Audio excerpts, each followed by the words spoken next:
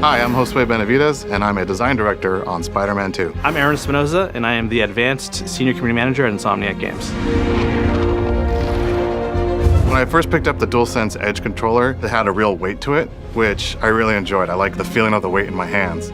It's a beautiful looking controller, icons all over the touchpad, the light looks really cool. So not only is it an awesome feeling controller, it's a good looking one too to have in your collection if you're a collector like me. I thought it was pretty easy to swap out the stick caps and the back buttons. I didn't even have to read the instruction manual. They pop right off and then pop the other ones on. My favorite sticks are the standard sticks. They give you a nice grip, keeps me completely on edge when I'm playing Marvel Spider-Man 2. One of our goals in Insomniac was to make a game for everybody. We've done that through a shortcut system where we have a lot of features and abilities that you can map to one of our left or right D-pad shortcuts. And this actually works really well with the DualSense Edge. I set throwing enemies to right D-pad and throwing trash cans and environmental interacts to left D-pad. And then I mapped left and right D-pad to the left and right back buttons. So in combat, I can quickly press one of those back buttons to either toss an enemy off an edge or throw a trash can at that enemy that's far away.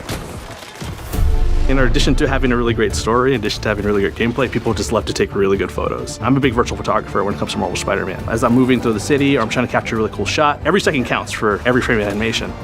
One of the cool new shortcuts that we have is game speed. You can switch the game between 70%, 50%, and 30% game speed.